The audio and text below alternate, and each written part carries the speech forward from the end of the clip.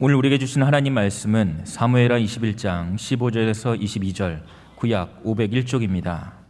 블레셋 사람이 다시 이스라엘을 치거늘 다윗이 그의 부하들과 함께 내려가서 블레셋 사람과 싸우더니 다윗이 피곤하매 거인족의 아들 중에 무게가 300세겔 되는 노창을 들고 세칼을 찬 이스 비브노비 다윗을 죽이려 하므로 스루야의 아들 아비새가 다윗을 도와 그 블레셋 사람들을 쳐 죽이니 그때 다윗의 수종자들이 그에게 맹세하여 이르되 왕은 다시 우리와 함께 전장에 나가지 마옵소서, 이스라엘의 등불이 꺼지지 말게 하옵소서 하니라.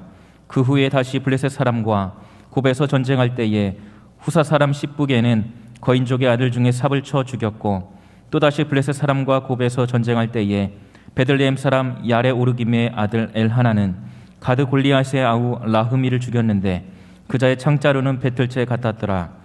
또 가드에서 전쟁할 때에 그곳에 키가 큰 자 하나는 손가락과 발가락이 각기 6개씩 모두 24개가 있는데 그도 거인족의 소생이라. 그가 이스라엘 사람을 능욕함으로 다윗의 형 삼마의 아들 요나단이 그를 죽이니라. 이 네 사람 가드의 거인족의 소생이 다윗의 손과 그의 부하들의 손에 다 넘어졌더라. 아멘. 오늘은 등불이 꺼지지 않도록 이런 제목으로 말씀을 전하겠습니다. 이스라엘과 블레셋은 이렇게 그 나라가 둘이 붙어 있습니다. 그리고 항상 전쟁이 있었습니다. 유독 블레셋에는 거인들이 많았습니다. 거인들은 엄청난 무게의 무기를 들고 이스라엘을 항상 위협하였습니다. 블레셋은 이스라엘에게 다시 싸움을 걸어왔습니다. 이미 이전에도 많이 싸웠다는 그런 이야기입니다. 블레셋은 이미 소년 다윗 시대에 이스라엘에게 패배한 경험이 있었습니다. 그럼에도 불구하고 또 자기가 큰 해를 입었음에도 불구하고 또 그것을 잊어버리고 다시 싸움을 걸어옵니다. 그러나 이스라엘은 정말로 블레셋과 싸워서 승리할 수 있는 조건은 하나도 없었습니다. 모든 전력이나 이렇게 무기에 있어서도 그들은 언제나 열세였습니다. 그러나 하나님이 역사하셨습니다. 하나님이 어떻게 역사하셨는가 하는 것을 오늘 본문을 통해서 우리가 함께 생각하려고 합니다. 첫째로 하나님께서는 이스라엘을 승리하게 하셨습니다. 15절 말씀입니다. 15절 같이 보겠습니다. 시작. 블레셋 사람이 다시 이스라엘을 치거늘 다윗이 그의 부하들과 함께 내려가서 블레셋 사람과 싸우더니 다윗이 피곤하매. 예, 그렇습니다. 블레셋 사람이 다시 이스라엘을 치거늘 그랬습니다. 다시 블레셋이 전쟁에 패배하고 큰 해를 받고 돌아가지만 또다시 자기네가 그렇게 큰 손해를 입은 것을 잊어버렸다는 듯이 또다시 공격을 하고 있습니다. 자, 원수들은 언제나 우리를 계속 공격해 왔습니다. 블레셋은 거인 장수들을 앞세워서 다윗의 군대와 맞서 싸우게 되었습니다. 다윗은 비록 육신은 늙었지만 물러설 생각은 전혀 없었습니다. 블레셋과 전쟁에 직접 참전을 하였습니다. 그는 이제 그 골리앗을 물리치던 때와 달리 이제 나이를 많이 먹게 되어서 노쇠하였습니다. 그러나 그의 마음은 조금도 하나님 일에 게으르지 않았습니다. 그의 나라와 그의 의를 위한 것이라면 조금도 지체하지 않고 그 전쟁에 참여하게 되었습니다. 이미 다윗은 블레셋을 대표하는 골리앗을 물리친 그러한 전적이 있었기 때문에 전쟁에 능한 다윗에 대한 소문을 들은 블레셋 장수들은 함부로 다윗에게 덤벼들지를 못하였습니다. 그러나 다윗이 나이가 들어 피곤한 상태에 있는 것을 알고 블레셋 장수들이 용기를 냈습니다. 그를 죽여서 큰 전가를 올려야 되겠다 하고 생각을 한 것을 오늘 본문은 암시하고 있습니다. 블레셋 장수들은 다윗이 늙어 세잔에 있다는 것을 알고 그를 공격할 뿐만 아니라 죽이려고 하였습니다. 그러나 하나님은 그들의 생각을 바꾸셨습니다. 하나님의 백성의 적은 언제나 이스비 분업처럼 강했습니다. 우리의 적이 약하지 않습니다. 강합니다. 반드시 승리할 것 같은 그런 외적인 조건을 다 갖추고 있습니다. 그럼에도 불구하고 하나님의 백성들이 승리하는 것은 하나님이 함께 하심입니다. 하나님이 함께 하심으로 원수들이 힘이 없어집니다. 그들이 목적을 잃습니다. 확신도 잃어버리게 되는 것이죠. 16절 말씀을 계속 보겠습니다. 16절 시작. 거인족의 아들 중에 무게가 300세겔 되는 노창을 들고 세 칼을 찬 이스비브노비 다윗을 죽이려 함으로. 자, 그렇습니다. 그 블레셋 장수 중에 300세겔이나 되는 노스로 만든 창을 들고 허리에는 세 칼을 차고 다윗을 죽이려고 덤벼들고 있습니다. 자, 피곤에 지친 다윗의 모습을 통해서 다윗이 홀로 싸울 수 없음을 보여주고 있습니다. 그렇습니다. 우리는 항상 피곤해요. 내 힘으로 싸울 수 없어요. 그것을 보여주고 있는 것입니다. 여기 그 블레셋 장군의 이름이 이스비브노b, 이렇게 읽기도 어려운 이름입니다. 그는 다윗을 죽이려고 했고 그가 신체적으로 월등한 상태에 있습니다. 그가 첨단 무기로 무장하고 있습니다. 이스비브노b이 피곤에 지친 다윗을 반드시 죽일 수 있다고 호언장담하고 있는 것입니다. 다윗을 죽인 다윗이 열쇠에 놓여 있습니다. 이 세상에 영원한 승리자가 없습니다. 영원한 강자는 없다는 것입니다. 그러므로 항상 우리가 그럼에도 불구하고 승리하기 위해서 하나님을 믿는 믿음을 가지고 살아야 되는 것입니다. 17절 말씀을 계속 보니까요. 17절 조금 긴데 같이 한번 읽겠습니다. 시작. 스루야의 아들 아비새가 다윗을 도와 그 블레셋 사람들을 쳐 죽이니 그때 다윗의 주종자들이 그에게 맹세하여 이르되 왕은 다시 우리와 함께 전장에 나가지 마옵소서, 이스라엘의 등불이 꺼지지 말게 하옵소서 하니라. 그렇습니다. 다윗을 도와준 사람의 이름이 처음으로 나오는데 그 용사의 이름이 아비새입니다. 다윗의 누나인 스루야의 아들입니다. 그러니까 다윗에게는 조카이지요. 그리고 다윗의 군대 장관인 요압의 동생이었습니다. 압살롬과 세바가 반역하였을 때 다윗에게 충성을 다했던 그런 사람입니다. 아비새는 변함없는 열정으로 다윗에게 충성을 다했지만 성미가 급하여 다윗에게 책망도 들었습니다. 아비새는 단숨에 다윗을 죽이려 하던 이스비브노b을 쳐 죽였습니다. 다윗의 생명을 구출하기 위해서 아비새는 이스비브노b이라는 장대한 거인과 싸웠습니다. 큰 모험적인 싸움이었습니다. 어떠한 군사라 할지라도 거인 장수 앞에서 도망가지 않을 수 없었을 터인데, 그러나 그 아비새는 다윗을 위해서라면 그 큰 거인과 싸웠다 하는 것입니다. 아비새가 비상 상황에서 다윗을 구출하게 된 것, 아비새가 잘 싸웠다라고 말하기보다는 하나님이 배후에서 도와주신 것입니다. 그때 블레셋 이스비브노b을 죽이지 않았더라면 다윗이 죽임을 당할 수 있었던 것입니다. 다윗이 노쇠하여 약했지만 도피하지 않고 자기 위치를 담대하게 지켰습니다. 자, 그렇습니다. 위험한 가운데서도 자기의 사명을 다하려고 자기 위치를 지켰던 그 다윗을 하나님이 도와주셨습니다. 우리의 사명을 다하려고 우리가 부족하지만 위험한 상황에도 최선을 다할 때 하나님은 위급한 상황에서 도와주시는 줄로 믿습니다. 아무리 강한 자라 할지라도 약해질 때가 있습니다. 사탄이 아무리 교묘하게 공격을 하여도 자기 위치를 지키고 정말로 하나님이 주신 사명을 잘 감당할 때 하나님께서 도와주시는 것입니다. 이런 도움의 역사가 우리 성도님들과 함께하기를 주의 이름으로 축원합니다. 골리앗을 물리쳤던 천하의 다윗도 죽음의 위기를 겪고 부하의 도움으로 겨우 살아남게 되었습니다. 자, 그렇습니다. 어떤 누가 큰 소리를 칠 사람이 어디 있나요? 하나님의 도움이 없이는 살아갈 수 없는 이 시대인 것을 우리가 알아야 될 것입니다. 다윗이 강한 것이 아니라 다윗과 함께 하신 하나님이 강한 분이요 능력 있는 분인 것을 다시 한번 우리는 고백해야 될 줄로 믿습니다. 하나님이 붙여주신 도움의 사람이 없었더라면, 아비새가 없었더라면 다윗은 이번 전쟁에서 죽었을 것입니다. 나 혼자 승리하는 사람은 없습니다. 하나님이 도와주셔야 됩니다.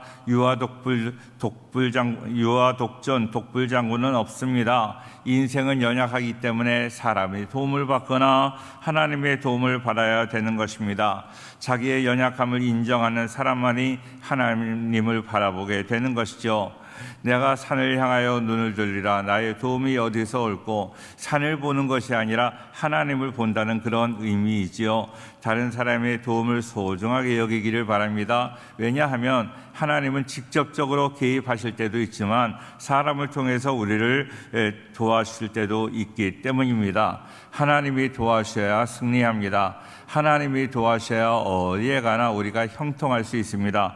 하나님과 동행하고 하나님이 도와주시는 그 복된 은혜가 함께하기를 주의 이름으로 축원합니다. 두 번째로 하나님은 등불이 꺼지지 않게 하셨습니다. 본문을 조금 바꾸어서요, 열왕기상 11장 36절 말씀을 보겠습니다. 다 같이 읽겠습니다. 시작. 그의 아들에게는 내가 한 지파를 주어서 내가 거기에 내 이름을 두고자 하여 택한 성읍 예루살렘에서 내 종 다윗이 항상 내 앞에 등불을 가지고 있게 하리라. 자, 그렇습니다. 내 종 다윗이 항상 내 앞에 등불을 가지고 있게 하리라 그랬습니다. 이스라엘과 블레셋은 서로 물고 물리는 질긴 악연 관계입니다. 다윗이 블레셋 거인 장수 골리앗을 물리치기는 했지만 그렇다고 전쟁이 완전히 끝난 것은 아니었습니다. 수시로 또 계속해서 이스라엘과 블레셋 이 둘 사이에는 전쟁이 있어 왔습니다. 특히 블레셋은 거인들이 많았는데 르바임 그 계곡에 사는 그런 원주민이 바로 거인이었습니다. 그러니까 르바임 족속이 그 블레셋 거인 중에 많이 있었다는 것입니다. 일단 싸우는 군사들이 거인들을 보면 주눅이 들었습니다. 골리앗은 아무것도 아니었지만 보는 군사들이, 사울과 그의 군사들이 다 이렇게 두려워 떨고 있었습니다. 다윗은 백전노장이었지만 그도 나이가 들었고 수많은 싸움에 지쳐 있습니다. 이때 다윗의 목숨을 노린 자가 있어서 매우 위험했습니다. 그러나 아비새가 다윗을 도와서 다윗을 죽이려고 하던 그 거인 이브비 분업을 죽였습니다. 다윗을 따르는 부하들은 다윗에게 이제 전쟁에 나오지 말라고 당부를 합니다. 다윗은 왕이 아닙니까? 왕인데 이스라엘에서 가장 중요한데 왜 당신이 나와서 싸웁니까? 하는 그런 이야기지요. 사무엘하 18장 3절에도 똑같은 말씀이 나옵니다. 같이 한번 읽겠습니다. 시작. 백성들이 이르되 왕은 나가지 마소서. 우리가 도망할지라도 그들은 우리에게 마음을 쓰지 아니할 터이요 우리가 절반이나 죽을지라도 우리에게 마음을 쓰지 아니할 터이라. 왕은 우리 만명보다 중하시오니 왕은 성읍에 계시다가 우리를 도우심이 좋으니이다 하니라. 예, 그렇습니다. 사무엘 하에도 그랬고 열왕기 상에도 그랬고 오늘 본문에도 이스라엘의 등불이 꺼지지 말게 해달라고 말씀을 하고 있습니다.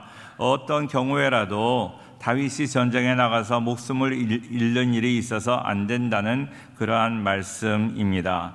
다윗같이 존귀한 사람의 생명은 부하들이 지켜줘야 된다 하는 그런 말입니다. 피곤한 다윗이 블레셋 군사의 공격을 받아서 죽게 될 그런 위기에서 구출을 받고 그의 전쟁 참여를 만류하고 있는 것입니다. 전쟁에 참여해서 적군과 싸워서 백성들을 보호하는 것은 왕의 본연 임무입니다. 그러나 왕의 생명 자체를 보존하는 것은 한 나라의 안전에 있어서 더욱 중요했기 때문입니다. 지금도 그러지 않습니까? 대통령, 왕을 보호하기 위해서 이렇게 얼마나 경호원들이 많이 있고 또 차도 방탄차를 타고 그러지 않습니까? 한 사람이 중요한 거예요. 왜? 그 사람을 통해서, 다윗 왕을 통해서 이스라엘 사람들이 다 소망을 얻기 때문입니다. 이스라엘 군사들은 이제 다윗이 전쟁에 나가면 안 된다고 이야기를 합니다. 전쟁터는 너무나 위험한 것이고 왕이 전쟁터에서 죽기라도 한다면 이스라엘은 한순간에 무너져 버릴 것이라는 거예요. 소망이 끊어졌다라고 생각을 한다면 한순간에 무너진다는 것이죠. 군사들은 다윗을 향해서 이스라엘의 등불이라고 말합니다. 그만큼 다윗을 신뢰하고 따르는 이가 많았다는 것입니다. 또한 다윗이 바로 메시아의 조상이라는 그런 메시아 대망 사상을 그들이 가지고 있었습니다. 다윗을 통해서 하나님께서 메시아를 허락해 주실 것이다 하는 그 말씀을 듣고 알았기 때문입니다. 하나님의 뜻을 이룰 다윗이 먼저 죽는다면 하나님의 뜻을 이룰 수 없다고 그들은 생각하고 믿음을 가지고 다윗을 지키려고 노력을 한 것입니다. 다윗은 이스라엘 등불이기 때문에 희망이고 하나님은 그 다윗을 꺼지지 않도록 지켜주고 계십니다. 그래서 이제 이 전쟁과 이 이스비 그 장사가 죽고 난 이후에 다윗은 영광스러운 그런 모습으로 변화되게 됩니다. 아낙 자손 거인의 두려움에서 승리한 사건, 이것을 통해서 다윗에게 죽음의 두려움이 다 사라지게 됩니다. 하나님이 나를 지켜주시는구나, 하나님이 나를 이스라엘의 등불로 여겨주시는구나 하는 것을 생각하고 다윗에게도 두려움이 없어지고 또 이렇게 모든 백성들이 더 믿음을 갖게 되었습니다. 거인과 싸움에서 승리한 다윗은 명실상부한 왕으로 자리를 견고하게 하였습니다. 하나님이 세우시는 왕으로서 위치를 분명하게 왕권을 확고히 세웠다 하는 것입니다. 4명의 거인과 싸움에서 승리했습니다. 골리앗으로부터 시작해서 4명의 골리앗과 같은 그러한 세력을 다 이겼습니다. 다윗 왕은 다윗 그러면 이스라엘이 생각이 나잖아요. 다윗은 곧 이스라엘입니다. 그러므로 다윗의 영광은 이스라엘의 영광입니다.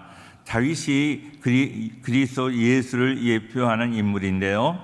다윗의 죽음에 대해서 염려하던 이스라엘 백성들의 외침을 우리가 기억해야 될 것입니다. 당신이 우리의 등불입니다. 그러나 더 정확히 말한다면 다윗이 등불이 아니라 예수님이 우리의 등불입니다. 예수님이 우리의 소망이 되시는 거예요. 예수님이 등불이 되신다 하는 것은 예수님이 모든 것을 다 이기신다는 거예요. 우리가 가장 두려워하는 것이 뭐예요? 죄와 죽음입니다. 죄와 죽음과 치열한 전쟁을 하고 있는데 우리의 등불이 되시는 예수님께서 이미 그 죄와 죽음과의 전쟁에서 승리하여 주셨습니다. 예수님을 믿고 살아가는 우리들도 예수님 안에서 승리할 줄로 믿습니다. 로마서 8장 37절 말씀을 같이 보겠습니다. 시작. 그러나 이 모든 일에 우리를 사랑하시는 이로 말미암아 우리가 넉넉히 이기느니라. 우리는 예수님의 이름으로 이 세상의 어떤 것으로도 이기기 어렵지만 예수님의 이름으로 예수님을 모시고 살아간다면 나의 등불이 되신 그 예수님으로 모든 일에 승리할 줄로 믿습니다. 승리하기를 주의 이름으로 축원합니다. 하나님은 또 충성하는 자를 사용하십니다. 그동안은 잘 보이지 않았지만 충성하는 자가 있는 거예요. 하나님은요, 기도하는 자, 하나님을 믿는 자를 위해서 충성하는 자를 예비해 놓으시는 거예요. 보이지 않아요. 그전에는 보이지 않아요. 자, 엘리야에게 하나님께서 말씀하세요. 내가 바알에게 무릎 꿇지 한 7,000명을 남겨두었다. 7,000명이 지금 보이지 않아요. 7,000명이 보이지 않으니까 엘리야가 낙심하고 있습니다. 그러나 낙심할 필요가 없습니다. 하나님께서는 충성하는 자를 지금 남겨놓으셨어요. 아이성 싸움에서 여리고성 싸움에서 큰 승리를 했던 그 이스라엘 백성들이 아이성, 아주 정말로 작은 그 싸움에서 큰 패배를 당하게 됩니다. 그래서 다시 정비하고 다시 싸우게 되는데 승리를 하게 되죠. 왜 승리를 하게 되었을까? 매복하는 병사들이 있었다는 거예요. 숨은 병사들. 매복의 힘이 중요합니다. 숨은 실력이 중요합니다. 우리 성도님들, 우리 교회 숨은 것들이 있어야 돼요. 겉으로 보기에는 보이지 않아요. 아무것도 보이지 않지만 밤에 아무도 모르는 그 밤에 기도하는 분들이 계세요. 이렇게 우리 교회 건축하고 난 다음에 건축하고 또 이렇게 코로나 지나고 난 다음에 우리가 모여서 기도하는 게 어려웠는데 이제 다시 기도가 살아나고 있어요.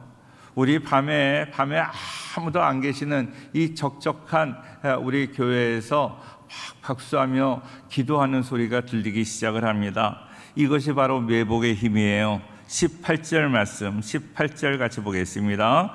18절 다 같이 시작. 그 후에 다시 블레셋 사람과 곱에서 전쟁할 때에 후사 사람 십부게는 거인족의 아들 중에 삽을 쳐 죽였고, 자, 그 다시 블레셋 사람과 전쟁할 때, 고베에서 전쟁할 때 후사 사람 십부게는 고인족 아들 중에 삽을 쳐 죽였고 그랬습니다. 삽이라는 사람이 있어요. 그런데 그 삽이라는 사람은 지금까지 우리가 잘 알지도 못하는, 이름도 모르는 사람이에요. 그런데 어디선가 나와서 그 정말로 블레셋 원수를 죽였다는 거예요. 물리쳤다는 거예요. 알지 못하는 그 순간에 그는 실력을 갖고 있었어요. 이렇게 훌륭한 충성스러운 사람으로 지금 성장하고 있었다는 것입니다. 블레셋에는 거인 족속, 르바임 족속이 계속 거인들을 전쟁터에 보냈습니다. 그러나 골리앗을 쓰러뜨린 후에 이스라엘 군사들은 더 이상 벌벌 떠며 아무것도 못하는 겁쟁이들이 아닙니다. 만군의 주 여호와의 이름으로 나아간다는 다윗의 말을 듣고 그들도 믿음을 가지고 이제 열심으로 싸웠습니다. 열심으로 훈련을 하고 이제 실력을 닦았겠죠. 그래서 훌륭한 용사들이 되었습니다. 이름 없는 무명의 용사지만 훌륭한 용사, 하나님이 귀하게 쓰시는 용사들을 많이 준비해 놓으셨다 하는 거예요. 저는 우리 교회가 매복의 힘이, 숨겨진 힘이 있기를 바라고 우리 성도님들도 알지 못하는 숨겨진 힘이 있기를 바랍니다. 그 숨겨진 힘을 통해서 하나님께서는 승리를 우리에게 허락하여 주시는 줄로 믿습니다. 아비새 같은 그런 충성스러운 부하들이 다윗에게 많이 있었습니다. 객관적으로 보면 거인이 이길 것 같았지만 그러나 목숨을 바쳐 싸우는 용맹한 군사가 이기게 됩니다. 무엇보다 다윗 뒤에서 도와주시는 하나님께서 이기게 하셨잖아요. 그것처럼 다윗의 믿음을 본받아 믿음을 가지고 싸우는 그들에게도 하나님이 도와주셔서 승리하게 된 줄로 믿습니다. 거인을 쓰러뜨린 다윗의 부하는 아비새만 있는 것이 아니라 고베에서 싸울 때 십부게도 거인의 족속 아들 삽을 죽였고 엘하나는 골리앗 동생 라흐미를 죽였습니다. 요나라는 육손을 가진 그런 거인도 죽였습니다. 모두 다 용감하고 충성스러운 다윗의 부하들이었습니다. 다윗의 부하들, 그 용맹스러운 부하들이 어디선가 그렇게 나와서 그를 돕고 원수를 물리쳐 주는 것입니다. 하나님께서 위기의 상황에서 그렇게 준비된 사람들을 붙여주셨다는 거예요. 오늘 말씀을 묵상하면서 다윗이 너무나 부러웠습니다. 위기의 상황에서 좋은 사람들, 준비된 하나님의 사람을 다 붙여주어서 다윗이 승리할 수 있도록 인도해 주셨다는 거예요. 그런 사람의 복, 하나님께서 위기의 상황에 많은 좋은 사람을 우리에게 붙여주시는 그런 은혜가 있기를 축원합니다. 20절 말씀을 보겠습니다. 20절 다 같이 시작. 또 가드에서 전쟁할 때에 그곳에 키가 큰 자 하나는 손가락과 발가락이 각기 6개씩 모두 24개가 있는데 그도 거인족의 소생이라. 자, 우리 성도님들은 다 손가락이 5개잖아요. 그런데 6개가 있다는 거예요. 손가락이 6개, 그리고 발가락도 6개, 그래서 24개가 있다는 거예요. 이것은 유전적으로 돌연변이, 의학적으로는 장애를 입은 것입니다. 그런데 그 당시에는 그렇게 생각하지, 이 사람이 장애자다 그렇게 생각을 하지 않고 많은 것을 가졌다. 다른 사람은 5개의 손가락이지만 그 사람은 6개의 손가락을 가졌다. 또 다른 사람은 5개의 발가락을 가졌지만 이 사람은 6개의 발가락을 가졌다. 강한 자로 이해를 합니다. 이 사람이 큰 능력자라고 생각을 했습니다. 전쟁에서 이 사람이 승리할 것이라고 생각을 했습니다. 그 거인은 자신의 신체의 우월함을 의지해서 이스라엘 사람들을 능욕하였다고 말합니다. 21절 말씀 계속 보겠습니다. 21절 시작. 그가 이스라엘 사람을 능욕함으로 다윗의 형 삼마의 아들 요나단이 그를 죽이니라. 능욕이라는 말, 이 말은 우리가 잘 쓰는 말은 아닌데요. 전쟁터에서 훈장을 압수해서 아무것도 없는 정복 상태를 만드는 것을 말합니다. 정복자들이 싸움에 이긴 정복자들이 이렇게 그 패배자들 집에 들어와서 여자들에게 강제적으로 모욕하는 그런 행위를 말합니다.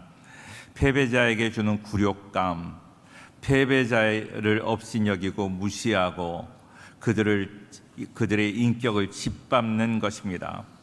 도저히 감당할 수 없는 그런 인격 모독을 당하는 것입니다. 자, 이것이 바로 능욕이에요. 마치 옛날에 골리앗이 이스라엘 백성들을 무시하고 하나님을 모욕했던 것처럼 그 당시의 전쟁은 자기들이 믿는 신의 전쟁이에요.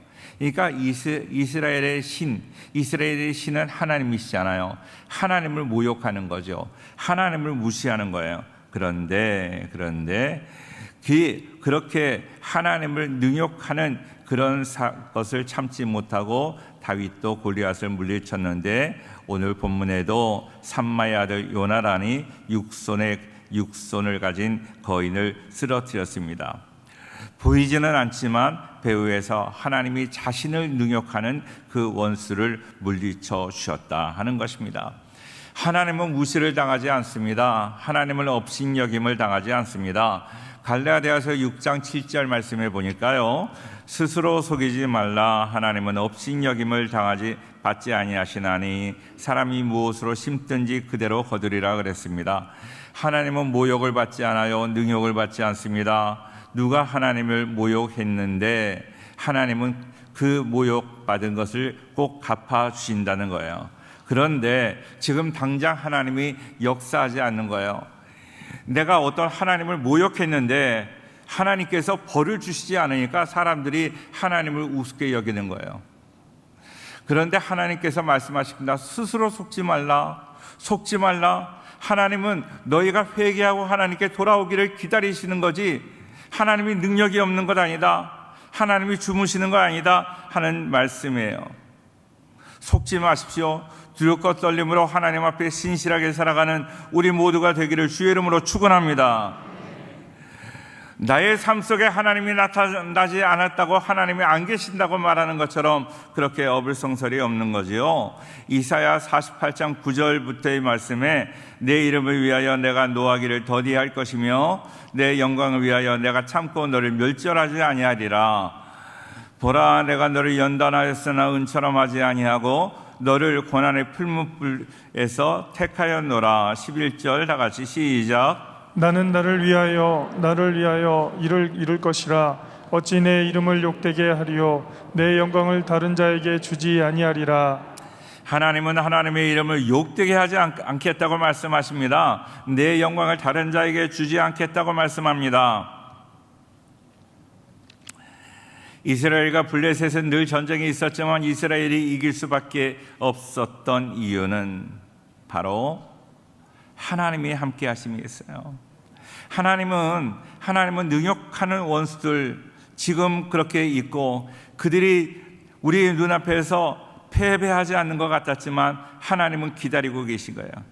분명히 하나님은 역사하실 줄로 믿습니다.